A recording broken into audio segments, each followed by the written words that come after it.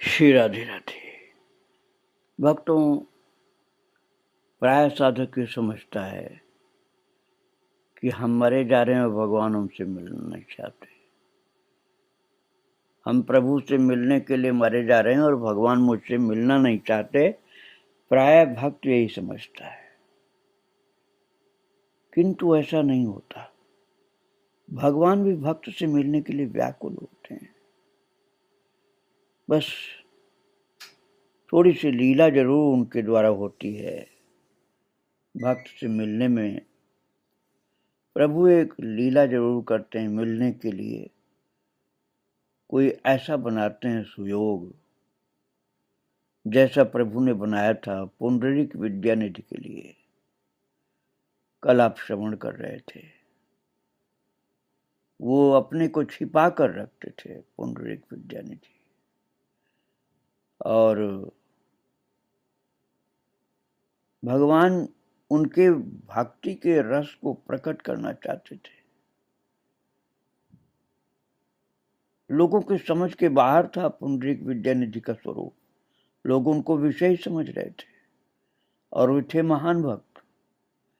श्री चैतन्य महाप्रभु ने उनकी वास्तविकता को प्रकट किया और भक्त और भगवान दोनों एक दूसरे से बहुत प्यार से हृदय लगा के मिले हैं।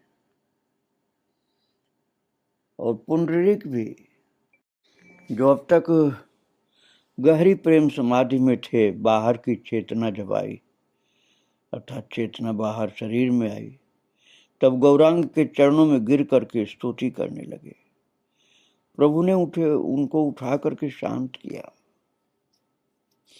और एक एक कर भक्तजनों से मिलवाया। तब गदाधर ने सभी बताया किस तरह उन्होंने मन ही मन विद्यानिधि की अवज्ञा की थी।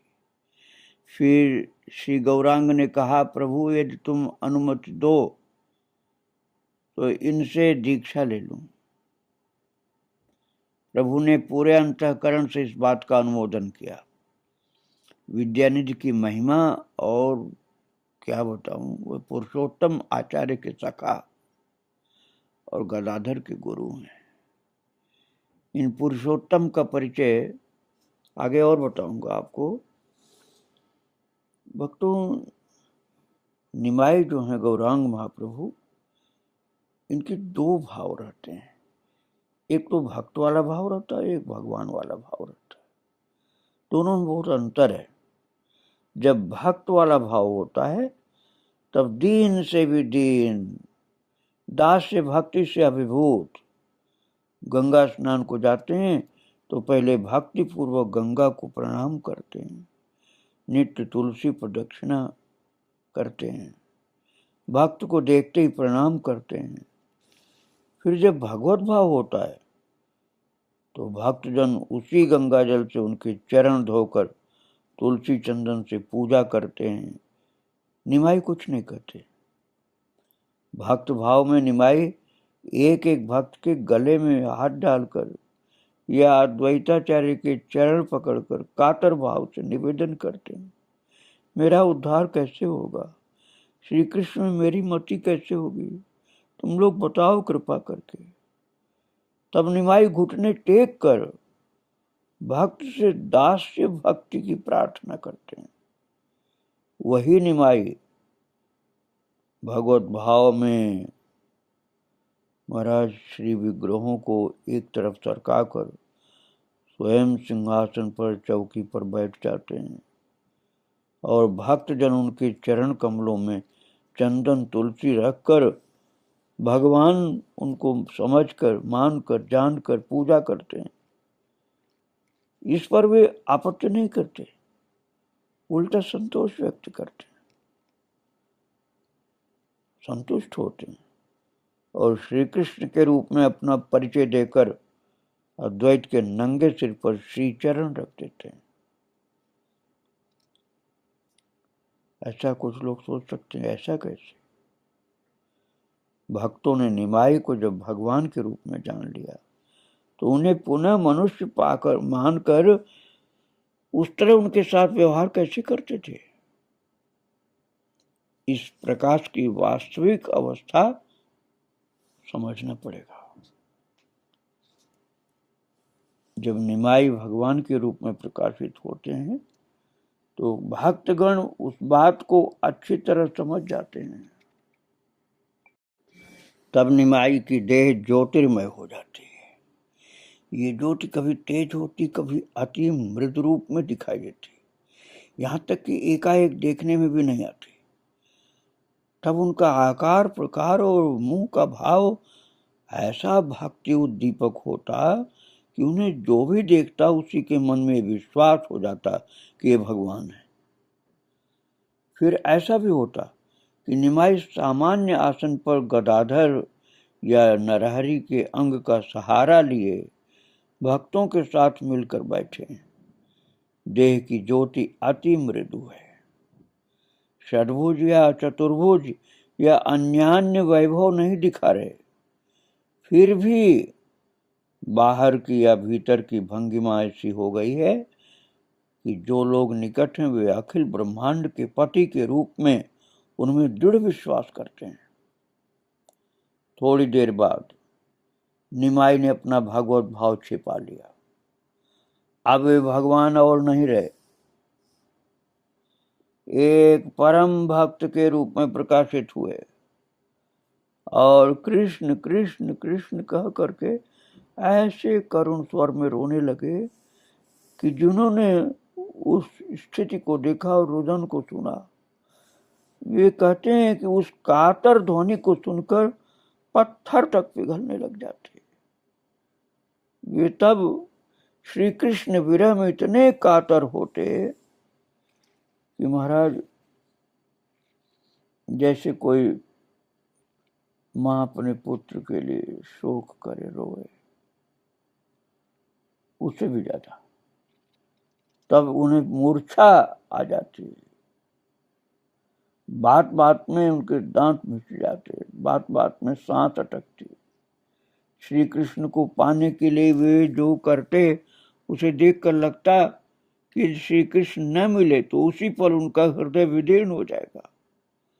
तब वे भक्तों के कंठ पकड़ कर कहते, श्री कृष्ण को लाकर मेरे प्राण बचाओ, मेरे प्राण जा रहे हैं, लगता है तुम लोग मेरे प्राणों को बचा नहीं पाओगे।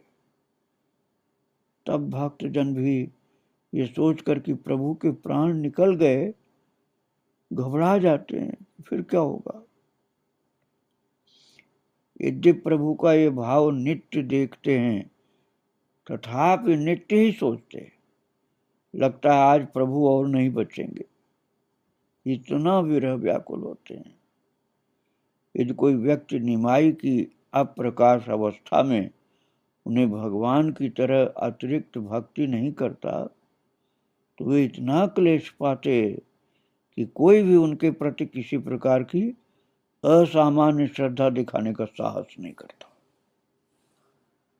जिन्होंने उनकी कृपा से थोड़ा उनको पहचाना देखा वही संभाल सकते हैं, नहीं तो उनकी विरह व्याकुल अवस्था देख करके घबरा जाए मनुष्य। और अप्रकाश अवस्था में निमाई ऐसा भाव दिखाते कि उन्होंने प्रकाश अवस्था में जो जो किया था वो मानो उन्हें कुछ भी याद नहीं, या स्वप्न की तरह कुछ कुछ याद है, क्योंकि वे प्रकाश अवस्था के हटते ही प्रायः व्यग्र होकर भक्तों से पूछते, भाई तुम लोग मेरे चिर सुहृद हो, अचेत होकर मैंने कोई प्रलाप तो नहीं किया। यदि अचेतन अवस्था में मैंने तुम सबके प्रति कोई अपराध किया हो तो तुम लोग कृपा करके क्षमा करना। मेरी ये देह तुम लोगों की है, और यदि मैं श्री कृष्ण चरणों में कोई अपराध करने लगूं तो तुम सब मुझे सतर्क कर देना। देखना मेरी किसी प्रकार की कुमति न हो, कारण मैं अपने वश में नहीं। इससे पता चलता है कि उन्हें कुछ कुछ याद रहता है, कुछ कुछ, और कुमति न हो इसका अर्थ यही कि मैं कृष्ण हूं ऐसा अभिमान मुझ में कभी न आए। तो फिर भक्तजन सारी बात छिपा कर कहते कि उन्होंने किसी प्रकार की कोई चंचलता नहीं की। वे लोग निमाई की उस समय की वह आरती दशा देखकर सोचते कि यदि उन्होंने निमाई की सारी बात खोलकर बता दी, अर्थात यदि उन्हें पता चल गया कि उन्होंने भगवान के सिंहासन पर बैठकर भगवान की पूजा ग्रहण की, तो अनर्थ हो जाएगा। संभव हो निमाई गंगा में कूदकर प्राण त्याग दें कि मैंने अपराध किया। यही सब सोच करके वे लोग निमाई की अप्रकाश अवस्था में उनके प्रति यथेष्ट भक्ति तो दिखाते, किंतु भगवान के रूप में भक्ति नहीं करते।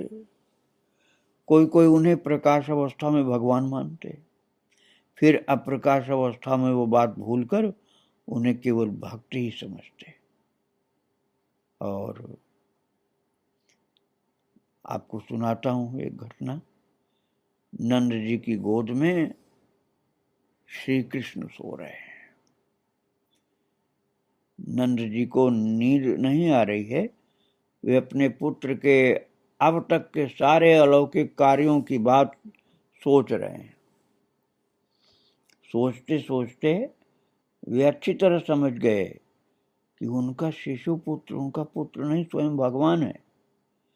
मन में इस भाव के आते ही उन्हें डर लगा कि वे उठकर इस बात की तैयारी करने लगे कि श्री कृष्ण का स्तुति करें।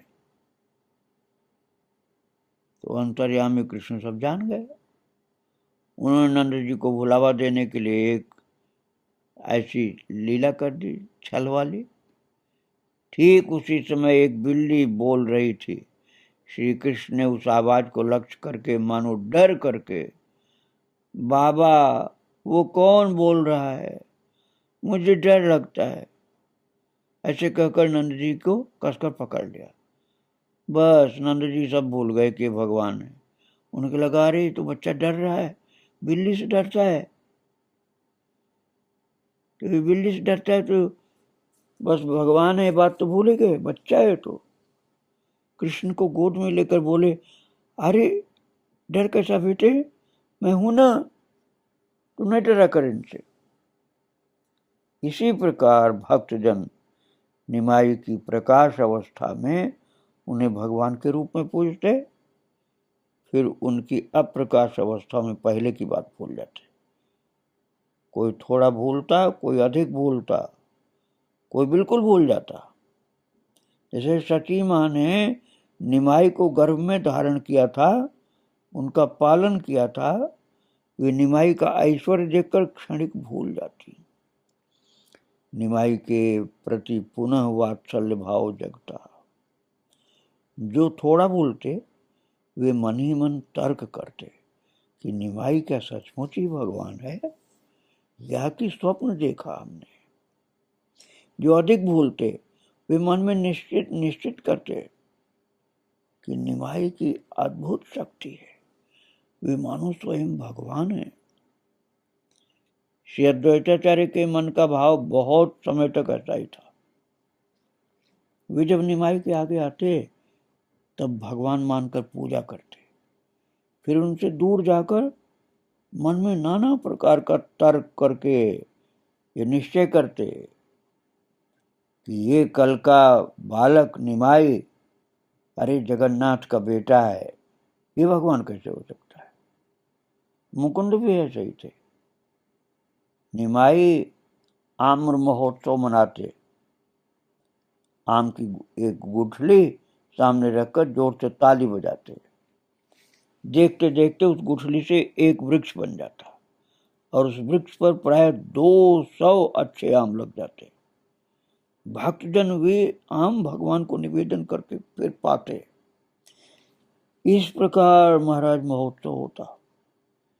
एक दिन श्री निमाई भगवत भाव में मुस्कुरा करके मुकुंद से बोले, मुकुंद तुम क्या इस आम्र महोत्सव को इंद्रजाल कहते हो।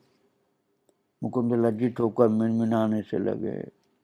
इसी प्रकार भक्तों में से कोई कोई निमाई के अप्रकाश के समय उन्हें अमृत शक्ति संपन्न मात्र मानता, किंतु प्रकाश के समय किसी की सामर्थ्य नहीं थी कि ऐसा सोचे।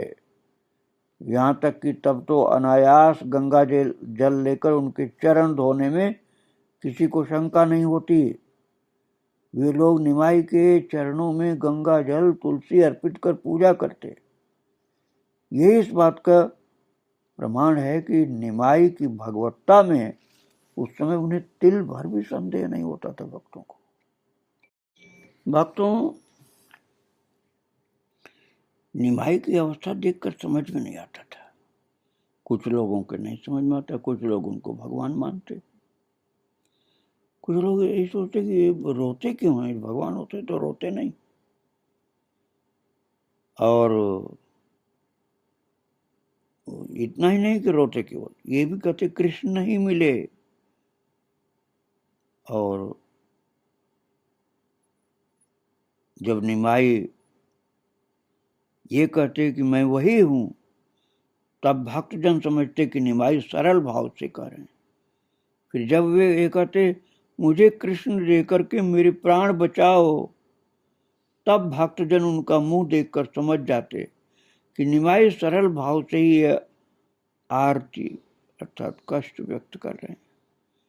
इसका तात्पर्य यह है कि निमाई जब भगवत भाव छिपाते तब ऐश्वर्य भाव भी चला जाता, और निमाई भक्त भाव से दीनहीन कंगाल की तरह कृष्ण विरह में रोने लग जाते थे।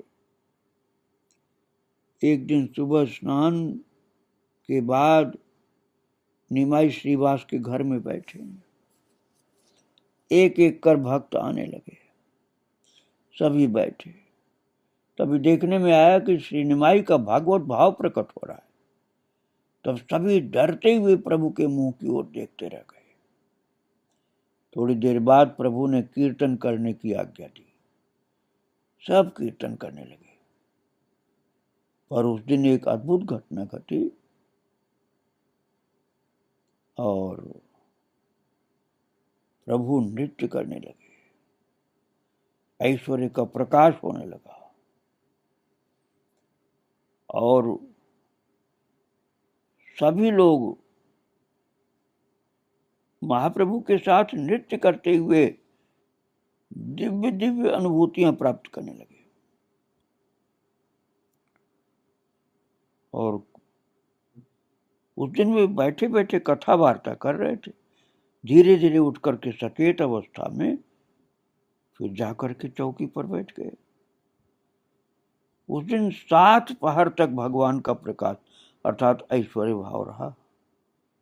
अन्य दिन तो कुछ देर प्रकाश रहता, छिप जाता, किंतु उस दिन प्रभु का प्रकाश आरंभ हुआ सुबह 1 प्रहर के समय और अब प्रकाश हुआ अगले दिन सूर्योदय के पूर्व। तो ये हुआ 7 प्रहर का भाव या महाप्रकाश।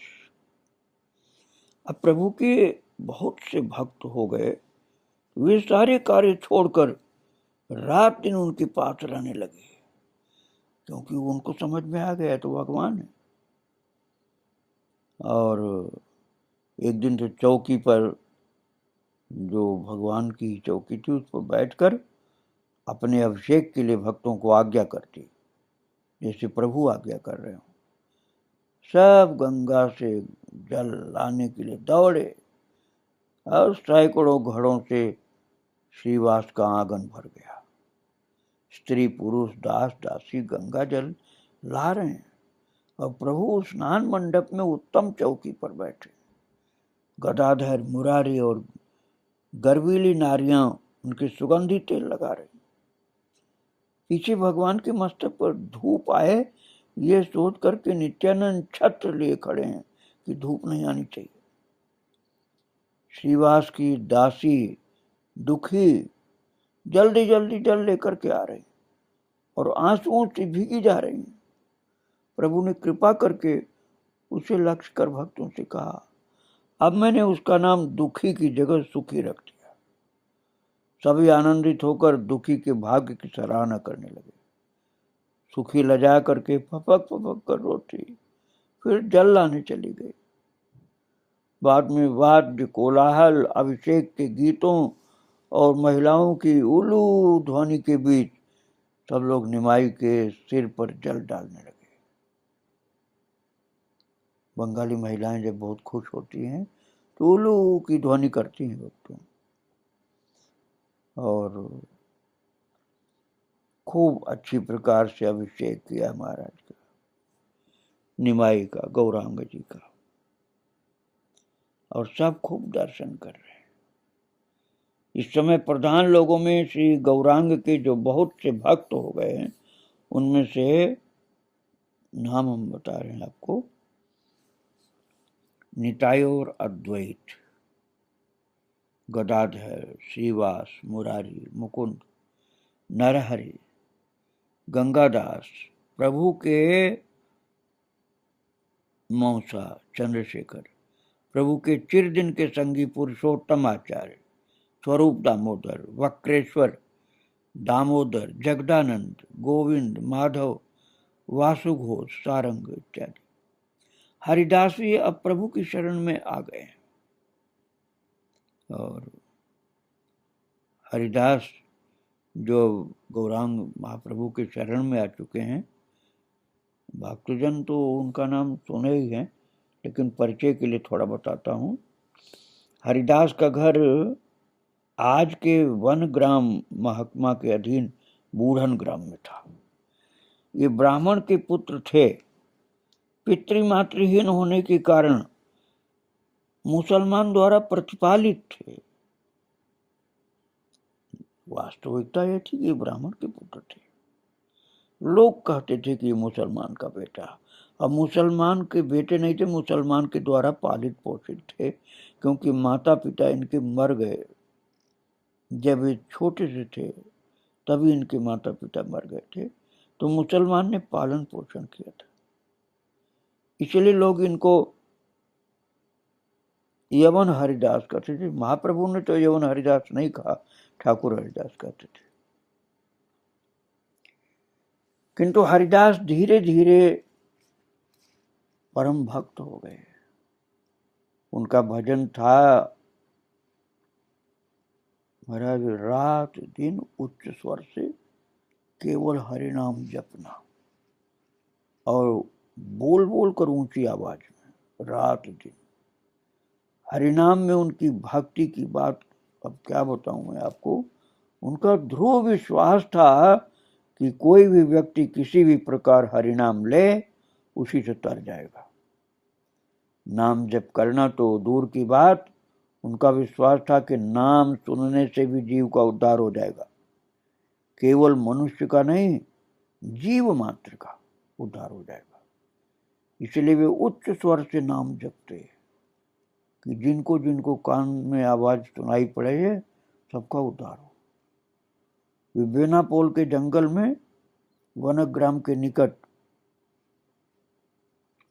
कुटिया बना करके नाम जपते रहते, बोल बोल कर। उनका कठोर भजन देखकर वहां के दुष्ट जमींदार की इच्छा हुई कि उनकी परीक्षा ली जाए।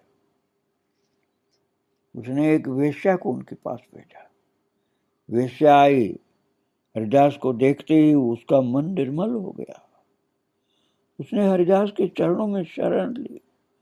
हरिदास से रहने के लिए उसे अपनी कुटिया दे करके और हरिनाम करने का उपदेश देकर उस दुष्ट जमींदार का अधिकार का जो क्षेत्र था वो छोड़ करके दूसरी जगह चले गए।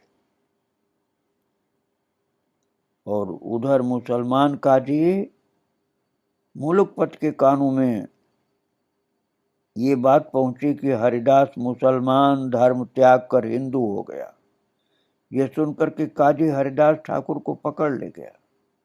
हरिदास ने मुलुकपत का मन द्रवित कर लिया, पर उसके मंत्री गोराई काजी का मन वज्र समान कठोर था। और गोराई काजी ने मुलुकपत से कहा, यह हरिदास को दंड नहीं देंगे तो मुसलमानों को बड़ा अपमान होगा। तो मुलुकपत ने अंत में बाध्य होकर हरिदास को दंडित करने की बात मान ली। दंड की आज्ञा हुई, प्राण बध। किंतु जिस प्रकार से प्राण बध नहीं किया गया, बल्कि उन्हें महाराज 22 बाजारों में ले जाया गया और ये आज्ञा दी गई थी भेंट मारने की, जब तक उनके प्राण निकल न जाए तब तक। और ये दंड बड़ा कठोर था। अब मैं इस बात को आगे आज नहीं सुनाना चाहता हूं, क्योंकि भक्त को दंड मारे जाएं, डंडे मारे जाएं, ये कथा आज के समापन में नहीं सुनाना चाहता। मैं केवल अभी इतना ही बता रहा हूं कि ये गोराई काजी जो था उसने आदेश किया था, लेकिन अभी उसके बाद क्या होता आदेश के बाद, वो बात मैं कल बताऊंगा आपको। आज प्रभु को और उनके भक्तों को प्रणाम करके यहीं विराम दे रहा हूं। श्री राधे राधे, जय जय श्री राधे श्याम, जय जय श्री सीता।